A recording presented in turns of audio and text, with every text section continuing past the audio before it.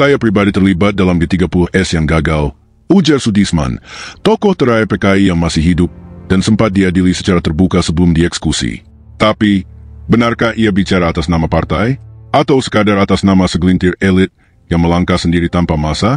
Di balik pengakuan dan dokumen-dokumen yang ditinggalkannya, tersingkap paradoks besar dari partai komunis terbesar ketiga di dunia yang tumbang tanpa perlawanan. Video ini akan membongkar bagaimana PKI, partai komunis terbesar di luar blok Soviet dan Tiongkok, tumbang tanpa perlawanan, dan kenapa defensif aktif justru mempercepat kehancurannya.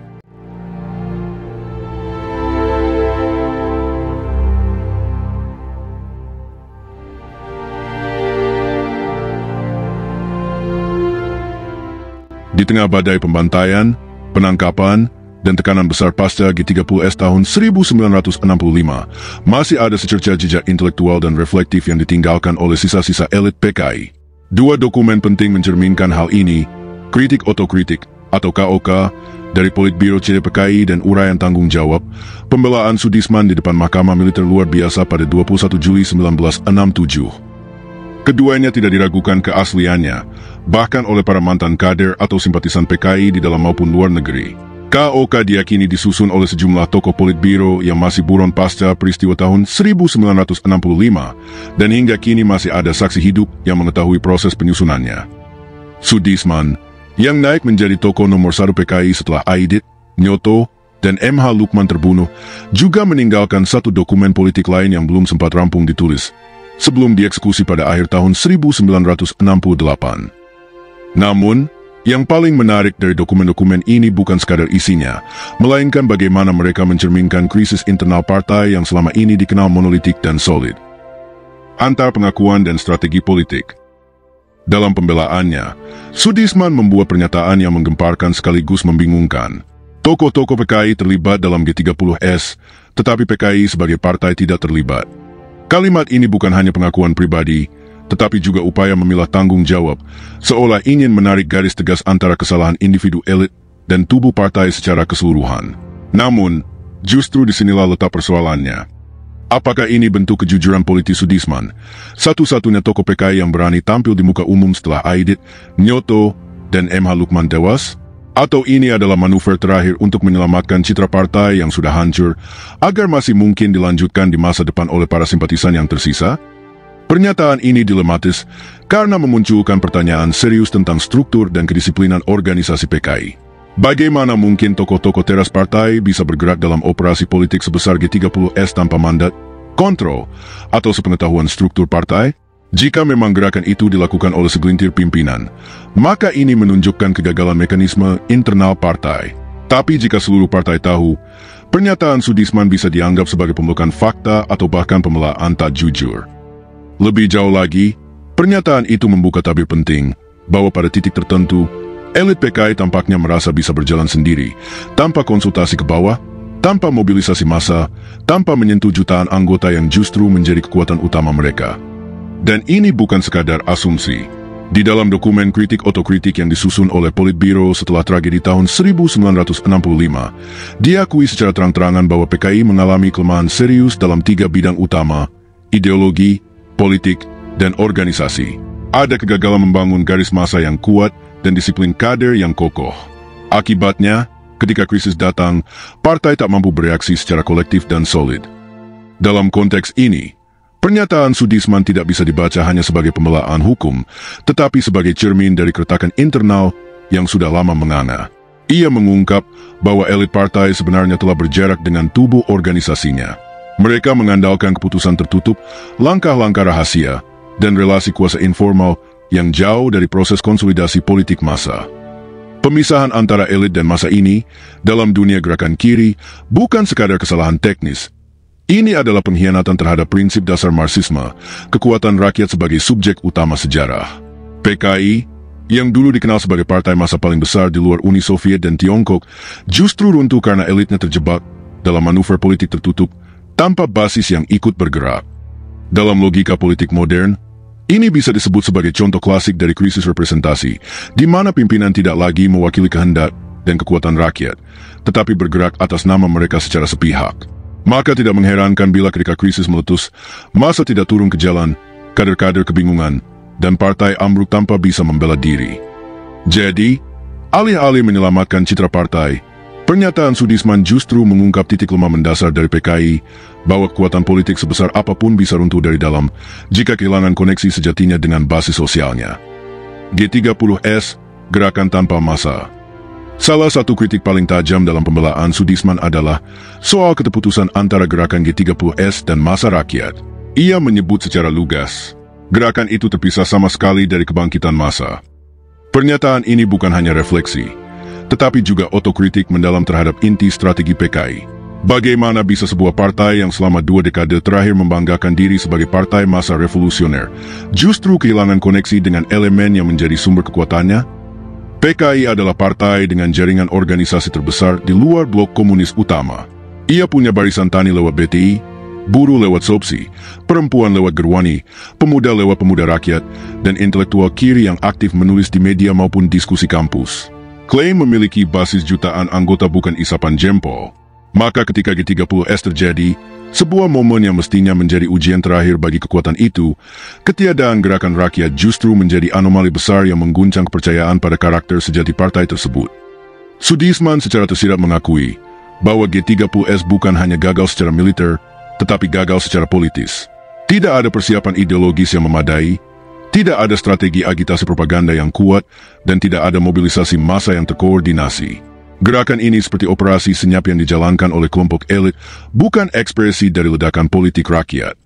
Instruksi dari Jakarta, konon atas perintah Aidit, kepada daerah untuk mendengarkan pengumuman RRI dan mendukung Dewan Revolusi, pun tidak efektif. Tidak ada sistem komando yang bekerja. Di Yogyakarta, misalnya, demonstrasi baru terjadi pada 2 Oktober, 1 hari setelah gerakan di Jakarta dipatahkan oleh pasukan Pekat di bawah kendali Jenderal Soeharto. Itu pun bukan demonstrasi nasional, melainkan insiden lokal yang terputus dari dinamika pusat. Di daerah lain, massa simpatisan bahkan tidak tahu menahu apa yang terjadi. Banyak yang menunggu komando pusat, tapi tak pernah mendapatkannya. Yang datang hanya kebingungan, disusul gelombang kekerasan yang menghancurkan semua struktur organisasi. Dalam istilah militer, PKI lumpuh karena kehilangan komando, kehilangan inisiatif, dan kehilangan moral. Dalam istilah politik, ini adalah kegagalan revolusi karena tak ada rakyat yang bergerak. Fakta ini semakin memperkuat tesis Soedisman bahwa G30S tidak memiliki kepandaian revolusioner, yakni kemampuan untuk mengelola momentum sejarah secara tepat, menggerakkan massa, dan membangun narasi kemenangan. Tanpa itu semua, G30S menjadi gerakan yang kehilangan dasar legitimasi sosialnya. Dan dalam sejarah politik, gerakan seperti itu hanya tinggal menunggu waktu untuk dihancurkan oleh kekuatan yang lebih rapi dan brutal. Disinilah ironi terbesar G30S, partai komunis terbesar ketiga di dunia, yang selama ini hidup dari massa, justru kehilangan massa pada saat paling menentukan. Ini bukan sekadar kegagalan taktis, melainkan kegagalan eksistensial. Seolah-olah partai yang dibangun atas nama rakyat, di akhir hayatnya justru menjadi partai tanpa rakyat. Soedisman tampaknya menyadari semua ini. Dalam pembelaannya, ia tidak membela gerakan G30S sebagai gerakan yang benar, tetapi sebagai gerakan yang salah arah, terpisah dari strategi massa, dan karenanya terkutuk untuk gagal. Defensif aktif, strategi kabur di tengah kekacauan. Pasca meledaknya peristiwa G30S dan keberhasilan Soeharto merebut kendali situasi militer politik dalam hitungan hari, pimpinan PKI menghadapi kepanikan akut. Jaringan partai diburu, kantor-kantor ditutup, dan organisasi-organisasi sayap mereka dibubarkan secara paksa. Di tengah situasi ini, tidak ada koordinasi nasional yang jelas. Satu-satunya instruksi umum yang berhasil diketahui dan tersebar luas adalah perintah defensif aktif. Namun, istilah ini justru menjadi tanda tanya besar. Dalam hazanah politik PKI, maupun dalam dokumen-dokumen sebelumnya, istilah ini hampir tidak dikenal. Tidak ada definisi operasional, tidak ada pedoman taktis, dan tidak ada komunikasi lanjutan untuk menjelaskan maksudnya. Maka tidak heran jika istilah ini ditafsirkan secara liar dan beragam oleh kader di bawah. Bagi banyak anggota akar rumput, defensif aktif dimaknai sebagai hindari perlawanan, selamatkan diri masing-masing, jangan memancing konflik lebih lanjut. Sebuah instruksi samar yang lebih mirip aba-aba untuk menyerah secara diam-diam. Dalam situasi di mana seluruh mesin propaganda partai lumpuh, banyak kader dan simpatisan akhirnya menyerahkan diri kepada tentara atau otoritas lokal, berpikir bahwa sikap kooperatif akan menyelamatkan nyawa mereka.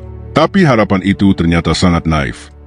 Alih-alih mendapat perlindungan, mereka justru menjadi target pembantaian sistematis yang dilakukan oleh militer dan didukung oleh milisi sipil, terutama kelompok-kelompok anti-komunis yang sebelumnya termarginalkan dalam arena politik. Yang terjadi adalah genosida politik. Ratusan ribu orang dibunuh tanpa pengadilan. Banyak di antaranya hanyalah simpatisan pasif, bahkan anggota organisasi sayap yang tak punya hubungan langsung dengan struktur militer PKI. Dalam sejarah gerakan kiri di berbagai belahan dunia, tindakan represif dari negara sering direspon dengan perlawanan bersenjata atau strategi gerilya bawah tanah. Tapi dalam kasus Indonesia, perlawanan nyaris tidak muncul. Tidak ada sabotase, tidak ada serangan balik, tidak ada mobilisasi massa. PKI menghilang secepat ia dibubarkan. Inilah yang membuat banyak pengamat internasional, termasuk sejarawan Jacques Lalère, menyebut PKI sebagai raksasa berkaki lempung, tampak besar dari luar, tapi rapuh dan mudah roboh begitu dihantam krisis. Namun, label itu sesungguhnya menyingkap persoalan yang lebih dalam, bahwa kekuatan PKI selama ini memang lebih bersandar pada kekuatan struktural dan simbolik, massa, organisasi, hubungan dengan rezim Soekarno, dan bukan pada kemandirian politik dan kesiapan menghadapi represi. Parade ulang tahun ke-45 PKI pada Mei 1965, yang menunjukkan kekuatan besar di hadapan publik, ternyata tidak merepresentasikan kesiapan menghadapi konflik terbuka. Itu lebih mirip perayaan kekuasaan semu daripada kesiapan menghadapi kenyataan politik yang keras. Kegagalan defensif aktif bukan sekadar soal istilah yang kabur, tapi cerminan dari mentalitas elit PKI saat itu yang tidak memiliki exit strategi. Tidak ada plan B, tidak ada jaringan bawah tanah yang siap digerakkan, tidak ada infrastruktur penyelamatan kader. Semua diserahkan pada inisiatif pribadi kader di daerah dalam situasi di mana informasi nyaris terputus total. Lebih tragis lagi, pimpinan PKI juga tampak masih bergantung pada kemungkinan intervensi Soekarno yang mereka anggap bisa membalik keadaan secara politik. Mereka lupa bahwa Soeharto telah mulai meminggirkan Bung Karno dan mesin militer telah bergerak terlalu jauh untuk bisa dibatalkan oleh pidato atau dekret presiden. Dalam konteks ini, defensif aktif bukan hanya strategi kabur, melainkan simbol dari kekosongan strategi partai secara keseluruhan. Dan dalam sejarah, kekosongan itu dibayar mahal, dengan nyawa, dengan trauma, dan dengan hilangnya satu generasi yang semua percaya bahwa revolusi bisa dicapai melalui jalur massa. Militerisasi versus politik, ilusi pengaruh di TNI. Salah satu kesalahan strategis paling krusial yang dilakukan pimpinan PKI menjelang G30S adalah keyakinan bahwa mereka memiliki pengaruh kuat di tubuh angkatan bersenjata. Selama dekade tahun 1960-an, PKI memang membangun relasi intensif dengan sejumlah perwira progresif, khususnya yang tergabung dalam kelompok ABRI Kiri, atau disebut sebagai perwira-perwira muda nasionalis revolusioner. Hubungan ini dimaknai sebagai potensi dukungan militer jika konflik terbuka pecah. Namun realitas di lapangan jauh lebih kompleks dan tidak semanis analisis Politbiro PKI. Setelah G30S meletus, sejumlah batalion yang dikenal sebagai simpatisan kiri, misalnya yang disebut Batalion Merah, dan baru kembali dari Kalimantan setelah konfrontasi dengan Malaysia, dilucuti secara cepat.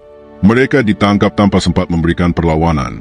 Sebagian besar disingkirkan secara sistematis dari jajaran komando dan ditahan dalam operasi yang dilakukan oleh pasukan-pasukan elit di bawah kendali Soeharto. Fakta ini menunjukkan dua hal. Pertama, bahwa klaim pengaruh PKI di tubuh militer sangat dilebih-lebihkan atau setidaknya tidak operasional ketika dibutuhkan.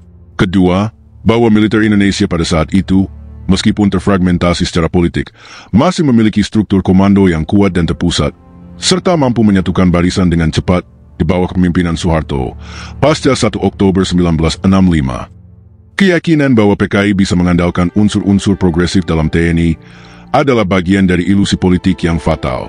Pimpinan PKI tampaknya gagal memahami bahwa loyalitas di tubuh militer tidak hanya ditentukan oleh ideologi, tetapi juga oleh kepatuhan terhadap struktur komando, kepentingan korps, dan tradisi militerisme yang konservatif. Dalam praktiknya, ketika harus memilih antara kesetiaan pada proyek revolusioner versus stabilitas institusi militer, sebagian besar perwira, bahkan yang pernah bersimpati pada Soekarno dan PKI, memilih yang terakhir. Di sisi lain, banyak pendukung Bung Karno dari kalangan militer dan sipil masih berharap sang presiden akan bertindak keras dan cepat dalam mengatasi pembangkang. Tapi Soekarno justru memilih jalan ambigu, tidak langsung membela PKI, tidak juga menyatakan mereka bersalah. Ia memainkan waktu, mencari keseimbangan antara tekanan militer dan kehendak menjaga konsolidasi nasional. Dalam situasi pasca G30S yang bergerak sangat cepat, strategi ini terbukti tidak memadai. Pimpinan PKI sendiri, yang selama ini mengandalkan perlindungan politik dari Soekarno, tidak memiliki rencana cadangan. Mereka tidak punya perangkat militer sendiri, tidak memiliki struktur pertahanan sipil yang dapat diaktifkan, dan tidak siap untuk menghadapi represi negara secara mandiri. Dalam hal ini, PKI secara strategis adalah partai politik yang sepenuhnya bersandar pada kekuatan orang lain, baik dalam hal pelindung politik, Soekarno, maupun jaringan kekuasaan militer progresif. Akhirnya, semua harapan itu runtuh ketika Soekarno tidak segera bertindak dan ketika perwira-perwira yang dulu digadang sebagai sekutu justru diam atau membelot. PKI kehilangan semua posisi manuver. Dalam politik, kehilangan waktu berarti kehilangan segalanya. Dan PKI kehilangan semuanya dalam waktu yang sangat singkat. Apa yang tersisa hanyalah jaringan organisasi sipil yang tak bersenjata, yang kemudian menjadi target pembantaian massal. Maka ilusi pengaruh di TNI bukan sekadar kekeliruan taktis, tapi cerminan dari ketergantungan struktural yang membuat PKI kehilangan kapasitas untuk bertahan sebagai kekuatan politik independen. Runtuhnya partai besar oleh krisis internal. KOK dan pembelaan Soedisman menunjukkan bahwa PKI di ujung ajalnya bukan semata-mata dikalahkan oleh kekuatan luar, melainkan juga ambruk karena krisis internal, kegagalan membaca situasi politik, kelumpuhan dalam organisasi, keterputusan dengan massa, dan ketergantungan yang berlebihan pada Soekarno. Apa yang terjadi pada PKI memberi pelajaran penting, bahwa kekuatan politik sebesar apapun bisa runtuh, ketika tak lagi terkoneksi dengan basis sosialnya, dan gagal membangun ketahanan organisasi di tengah krisis. Dokumen-dokumen peninggalan Soedisman bukan sekadar arsip sejarah, tetapi juga refleksi pahit dari sebuah raksasa yang kehilangan arah. Kalau kamu tertarik dengan sejarah Indonesia yang tidak banyak dibahas di sekolah, klik subscribe, aktifkan lonceng, dan bagikan video ini. Tulis di komentar, menurutmu, apakah PKI memang kalah karena pengkhianatan militer atau karena kesalahan mereka sendiri?